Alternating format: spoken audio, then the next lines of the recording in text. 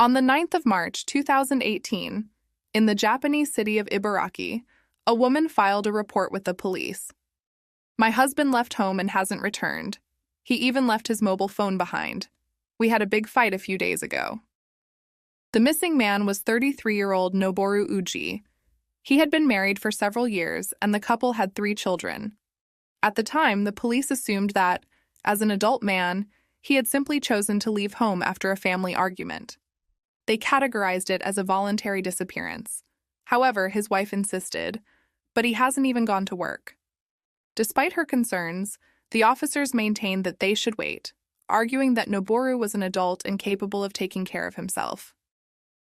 4 months passed. On the 18th of July that same year, police arrived at the house in Kasumigura, Ibaraki, where Noboru Uji had lived before his disappearance. His wife, Miho Uji, opened the door that morning. Could it be that they had finally found her missing husband? The wife appeared bewildered, seemingly unable to grasp what was happening. However, the police wasted no time. "Where is your husband? We know everything." The officer's firm approach left Miho frozen in place. For a brief moment, confusion flickered in her eyes, but then, as if resigning herself to the inevitable, she raised her hand and pointed. "He's inside the house," she said. How was that possible? The man who had been reported missing for 4 months had been in the house the entire time? The police, seemingly prepared for such a revelation, entered the house immediately. The twist lay in the timeline. Miho had filed a missing person report for her husband on the 9th of March. Yet, on the 28th of March, only 20 days after reporting him missing, she submitted divorce paperwork to the local municipal office. What could explain such a hasty decision? Noboru wasn't just a husband. He was the father of their 3 children. The situation clearly called for a thorough investigation. After filing the missing person report, Miho Uji's behavior and statements began raising more and more questions. Initially, she claimed that Noboru had left his mobile phone at home, but later changed her story. "Oh no, I think he actually took it with him. I must have been mistaken." Such confusion over basic details alarmed the police. Her inconsistent testimony, combined with her swift decision to file for divorce, led investigators to keep a close eye on her. Let's return to the search.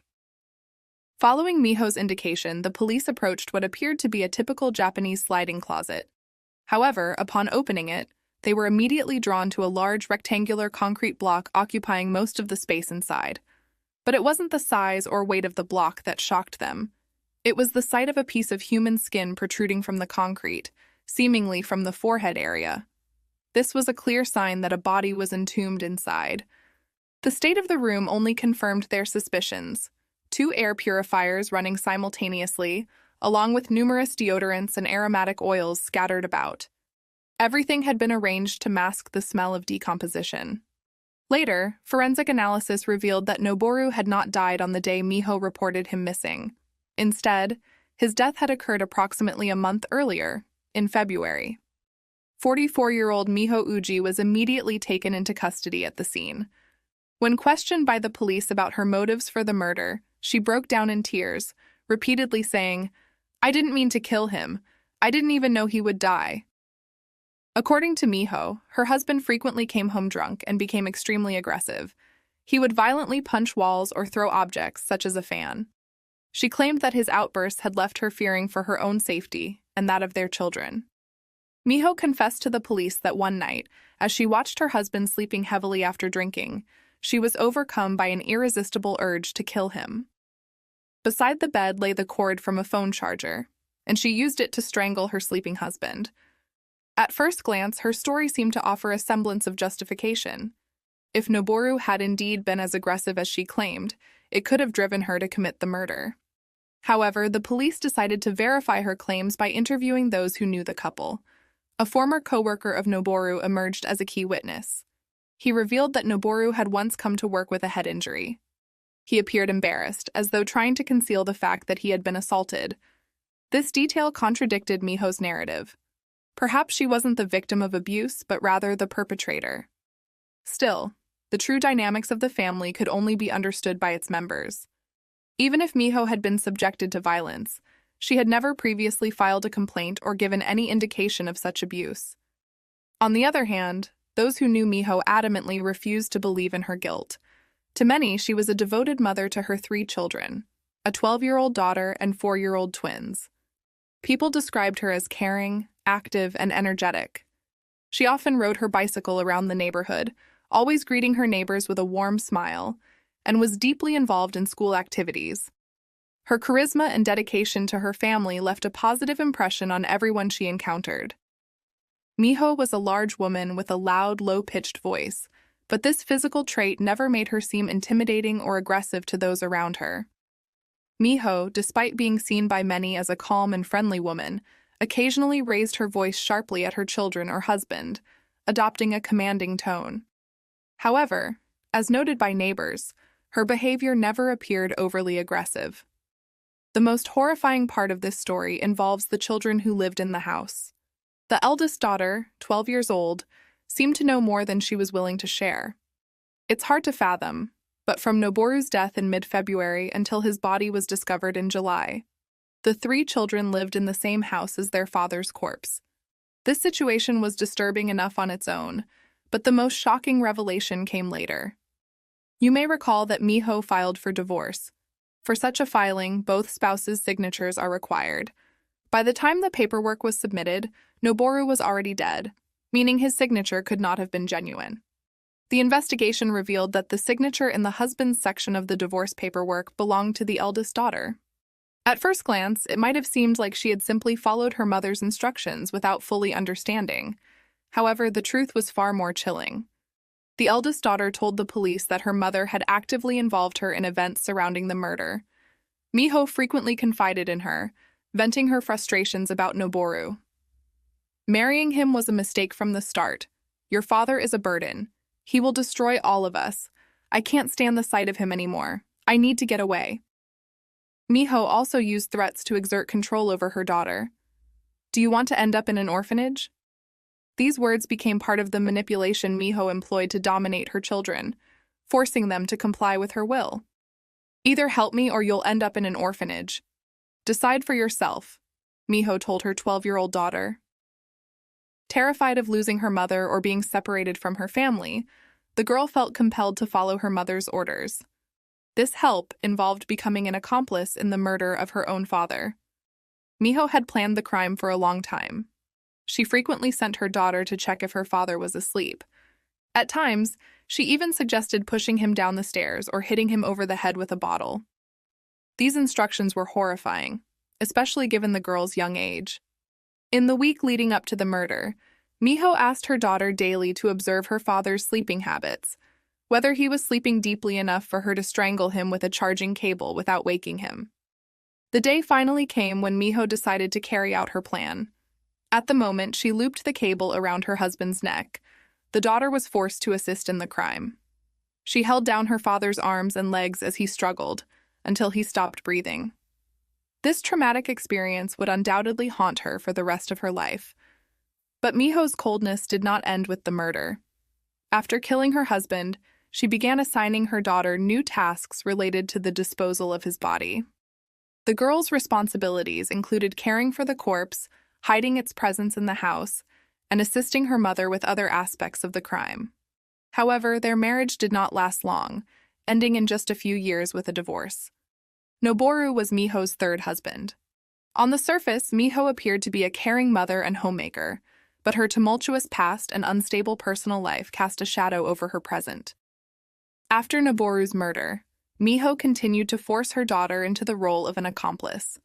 The girl not only helped with the murder itself, but also had to manage the aftermath, monitoring the smell of the body, replacing air fresheners, and buying new odor-masking products. During questioning, the girl confessed to the police that she hated the tasks her mother assigned her, but felt powerless to disobey. Her words are profoundly heartbreaking. "I loved my dad. Even though Mom was always angry with him, I always treated him well. But I had to be part of this murder. It was horrible. I didn't want to check the smell of his body, but I was too scared to disobey my mom." When Miho learned of her daughter's statements, she denied everything, claiming that the girl hated her father as well and willingly participated in the murder. This shocking assertion only deepened the disgust and outrage surrounding Miho's behavior. As the police dug deeper, they discovered that Miho had exhibited problematic behavior since her school years. She skipped classes, frequently played truant, fell in with the wrong crowd, and acted aggressively. This darker side of her personality may well have been the root of the tragedies that unfolded in her life. Miho managed to captivate Noboru despite their significant age difference and her questionable past. When they met, she was 31 years old while he was only 20. She deliberately hid the truth about herself. She didn't reveal her real last name, concealed her actual age, and most importantly, withheld the fact that she had 2 children from previous marriages. Miho crafted the image of an ideal girlfriend. She used a fake online profile, introducing herself as a 22-year-old named Tanaka Maiko, complete with an edited, flattering photo. Young and inexperienced, Noboru fell for her deception. According to his friends, he was a kind, trusting person who tended to form attachments quickly. These traits made him an easy target for Miho. Their relationship progressed rapidly. Within a few months of meeting, Miho moved in with him and soon began discussing marriage. Unaware of her true nature, Noboru was blinded by her determination and perhaps by his feelings for her. However, married life quickly became a trial for Noboru. Miho turned out to be hot-tempered, aggressive, and extremely selfish. She demanded expensive purchases, behaved impulsively, and caused frequent scenes. The hardest blow for Noboru came when he discovered the truth. His wife was not only older than she claimed, but had also been married twice before. She had 2 children from her previous relationships and a mountain of debt. These revelations left Noboru deeply shocked. He felt betrayed, but despite everything, he tried to keep the family together. The arguments in the house grew more frequent, yet Noboru continued to fight, believing it was his duty to overcome their difficulties. Miho, on the other hand, showed no interest in preserving their relationship. She became increasingly distant from her husband, focusing solely on her own benefit. Her behavior grew more self-centered and calculated. The culmination of their conflicts came on the day Miho decided to get rid of Noboru. Her past, riddled with deceit, manipulation, and a relentless pursuit of easy money, revealed her true nature, a nature that ultimately led to this horrific crime. The couple dated for about a year before starting their life together in Ibaraki in July 2014. At first, everything seemed to go smoothly, but it wasn't long before Miho began to act.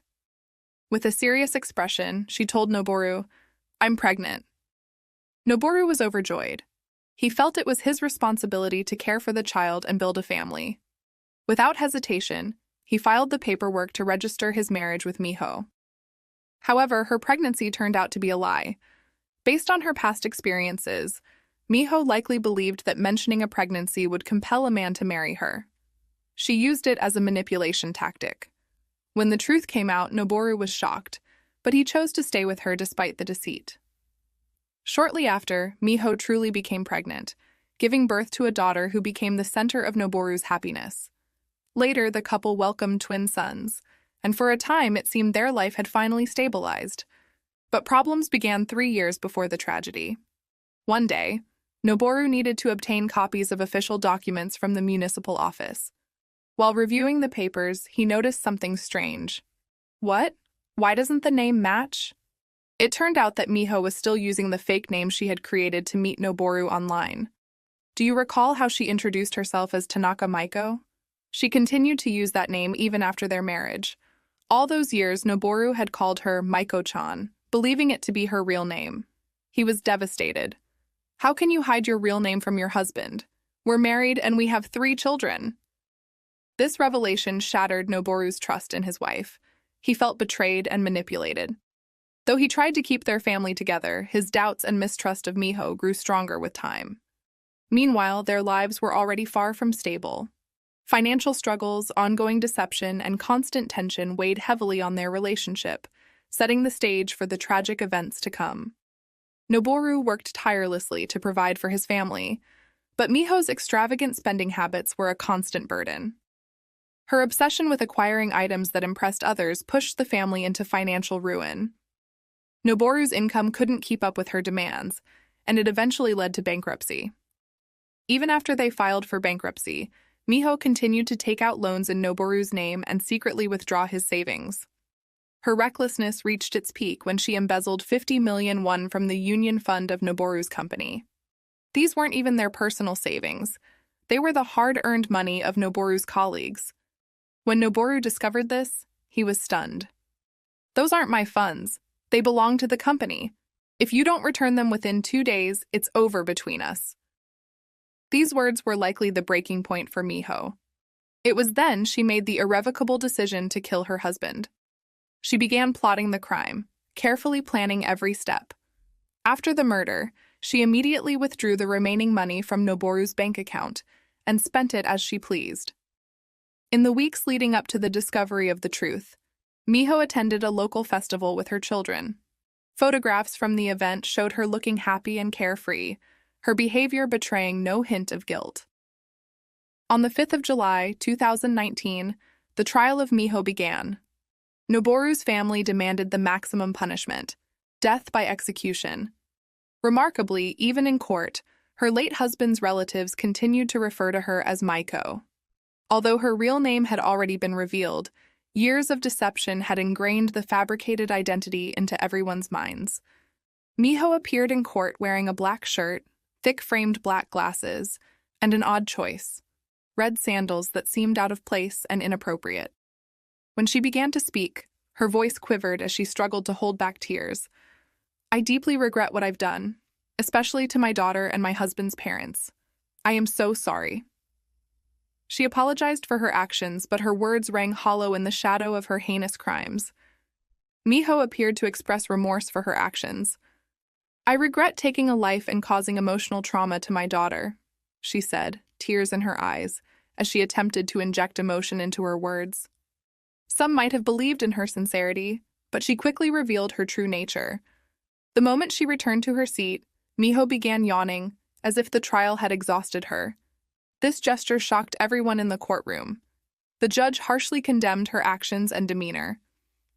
"The defendant has repeatedly displayed extravagance and deceit, betraying her spouse. Her actions, including manipulating and forcing her own daughter to participate in the crime, are profoundly reprehensible and warrant severe punishment." In the end, Miho was sentenced to 23 years in prison. Yet, even after the verdict, questions remained unresolved. The most pressing question concerned possible accomplices. Many wondered whether Miho could have encased her husband's body in concrete on her own. Was someone else involved, besides her 12-year-old daughter? This lingering doubt continued to trouble investigators and the public alike. Another puzzling detail was Miho's eagerness to finalize her divorce from her deceased husband as quickly as possible. Some speculated that she was already plotting to find a new target for a fourth marriage. Undeniably, Miho revealed herself to be selfish, manipulative, and unscrupulous. Her actions inflicted deep emotional scars on her children, particularly her eldest daughter, who bore the heaviest burden of this tragedy. The fate of her children evokes profound sympathy. They were victims of their own mother's cruelty, yet one can only hope that they are now living in a safe environment where they can begin to heal their emotional wounds. Thus ends this harrowing story. May the children who endured such horrific trials find solace and support, allowing them to grow into happy and healthy individuals. Don't go anywhere. The second story is about to begin. How did you feel about the first one? Share your thoughts in the comments. I always enjoy reading what you have to say. Today, we journey back to the year 2005, to the morning of March 21st, when a worker named A was performing his routine task of inspecting distribution boxes along the highway, connecting the cities of Seongnam and Gwangju in Gyeonggi Province. Immersed in his duties and focused on his inspection, he stumbled upon something horrifying. Inside one of the boxes lay the body of a young woman. The police immediately launched an investigation, and it was soon revealed that the deceased was a 27-year-old woman with the surname Choi, who had been reported missing several days earlier. The missing persons report had been filed by her mother on March 17th. Choi was a flight attendant, last seen on March 16th around 1 a.m. in the bustling district of Seohyeondong in Bundong, Seongnam City. At that time, she was getting into a taxi. She was found wearing the same clothes, a black cardigan and jeans. However, there was one peculiar detail. She was in high-heeled shoes and one of the shoes was missing. The autopsy results indicated that the cause of death was strangulation. Minor injuries were found on her thighs and knees, likely sustained during the abduction. However, there were no signs of sexual assault, nor any clues that could lead to the perpetrator. The police surmised that this was a typical robbery-motivated murder. This theory was supported by records of a large cash withdrawal from Choi's credit card on the day of her disappearance. At 6:40 a.m., a sum of 1,010,000 won was withdrawn from an ATM located near Shingu University. And this was only the beginning. The following day, an additional 4 million won was withdrawn from an ATM at a metro station in Ansan. In total, over 5 days after the woman's disappearance, 7,170,000 won was withdrawn from her card in 4 transactions. The police immediately focused their efforts on identifying and locating the card user. As a result, they obtained surveillance footage from one of the ATMs in Ansan. The footage captured a man, wearing a cap pulled down over his eyes, withdrawing money using Choi's card. He was estimated to be about 175 centimeters tall. The police promptly declared him a suspect and simultaneously began investigating among former criminals convicted of similar crimes, robberies involving murder. Meanwhile, there was another crucial aspect in the investigation of this case. Shortly before her disappearance, Choi took a taxi ride. The police launched an extensive search for this taxi, questioning potential witnesses along the way. During the investigation, they received a tip from a taxi driver who claimed to have dropped off a woman resembling Choi in the Cheongjeon area of Bundong. To verify this information, the police examined the GPS records of that taxi. However, it turned out that the timing of the ride did not align with the estimated time Choi had entered a taxi. What initially seemed like a crucial lead once again led the investigation to a dead end. The residential complex where Choi lived was known to be bustling with activity, even at night.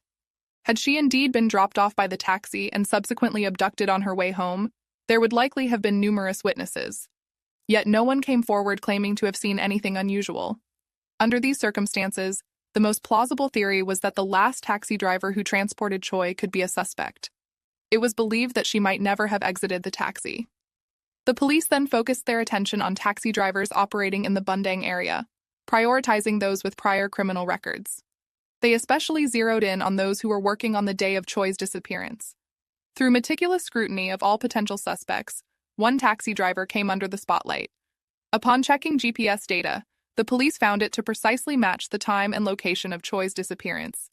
This man was Min Byung-il, a 38-year-old with a criminal history that included robbery. With this evidence in hand, the police identified him as the prime suspect. Meanwhile, Min Byung-il continued his work, ferrying passengers as if nothing had happened.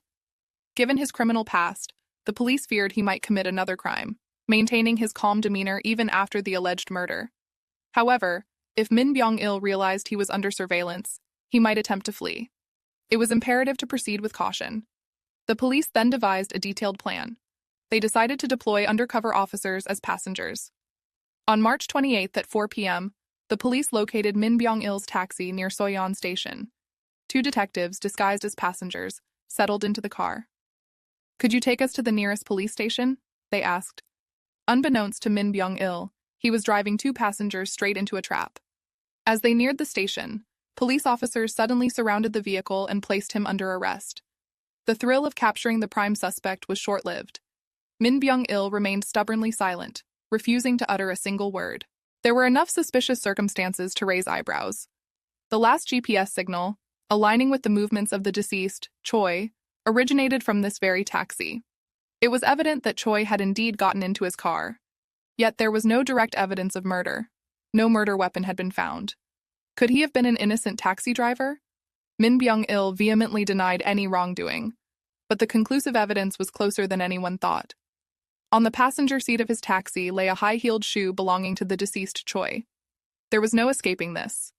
When this evidence was presented to Min Byung-il, he, in despair, confessed to the deed. Surprisingly, he claimed he hadn't even realized Choi's shoe had been left in his car. Had it not been discovered, he might never have spoken. On the day of the crime, the victim, Choi, entered the taxi in an intoxicated state. At some point during the ride, she couldn't hold back and vomited inside the vehicle. An irritated Min Byung-il exclaimed, "Damn it, just my luck!" and grew furious with Choi. This mishap sparked a quarrel between the two. However, shortly after, Miss Choi, slightly tipsy, fell asleep. Meanwhile, Min Byung-il was still simmering with anger. Seeing Choi asleep, he was seized by the urge to commit a crime. Instead of heading to the destination the woman had mentioned, he steered the taxi toward a deserted area by the Tancheon River. After some time, Choi awoke to find Min Byung-il standing over her, threatening to end her life. In the process, he took her card and even extracted the PIN code from her. But his crime didn't stop there. Choi had seen his face, and if she reported him, he, as a repeat offender, would face harsher punishment. So, Min Byung-il eventually strangled her. He then disposed of Choi's body by hiding it in a sand spreader on the side of a highway. Acting as if nothing had happened, he began withdrawing cash using Choi's card. Meanwhile, he continued working as a taxi driver, brazenly going about his business. Curious about what he spent the stolen money on? He squandered $7,170,000 won mostly on horse racing bets and entertainment. It was all blown away. Min Byung-il had been in and out of prison numerous times. He never had stable employment. At best, he earned around $1,000,000 per month driving a taxi, but even that he gambled away on the races. Moreover, he had virtually no sense of responsibility for his crimes. For Min Byung-il, the young woman who got into his taxi intoxicated was not just a passenger, but a target for his criminal intentions. Experts believe his insatiable desire for money was the motive behind his crime. It seems his constant internal thirst for wealth perfectly aligned with the circumstances of that day. In truth, Min Byung-il was a man who lived without a plan, taking life as it came. People like him rarely commit crimes deliberately because they live by the motto, "Let's see what happens." However, on the flip side, they fall into the category of extremely dangerous individuals who can commit crimes at any moment if the urge strikes. That day, his likely aim was robbery, but it escalated to murder, didn't it? Consider this. If he hadn't been caught then, he could have continued driving his taxi, ready to commit new crimes at any moment, a truly perilous situation. Although the crime was spontaneous, Min Byung-il already had a lengthy criminal record, and his impulsiveness was well known. Therefore, it was imperative to isolate him from society. In November 2005, he was sentenced to life imprisonment and is currently serving his time in one of the country's prisons. But the story doesn't end there. On the day his sentence was handed down, Min Byung-il brazenly attempted an escape. This audacious getaway took place at the Suwon City Prosecutor's office. As the court session concluded, guards approached Min Byung-il to cuff him and escort him to the transport vehicle. Just as they neared him, Min Byung-il unexpectedly struck one of the guards in the face, knocking him to the ground. Without wasting a moment, he dashed off and vaulted over a roughly 2-meter-high fence surrounding the prosecutor's office. At that moment, he was handcuffed, barefoot, and clad in prison garb, but that didn't deter him. After his escape, he vanished into a nearby residential area. There, he stole a pair of blue sweatpants and white sneakers from a balcony, which he promptly put on. Later that day, around 6 in the evening, he found a file in a park, and over the course of 4 hours, managed to saw off his handcuffs. Unhesitatingly, he attempted to contact an acquaintance, informing them of his escape and his need for clothes and money. Fortunately, instead of assisting the fugitive, his acquaintance chose to report him to the police. As a result, at 3 in the morning, when Min Byung-il arrived at the agreed meeting spot, the police were already lying in wait. Thus, his bold escape lasted only 11 hours. When asked why he decided to flee, Min Byung-il replied that he was terrified of a life sentence and thus decided to run. It seems he hadn't given much thought to the consequences. Moreover, he claimed that he had lost the will to live, which propelled him to escape. However, in my view, his desperate leap over the 2-meter fence indicates that he had more than enough desire to live. One of the detectives investigating Min Byung-il's case noted his incredibly brazen and unrepentant demeanor. He showed little remorse for the murder and even attempted to escape.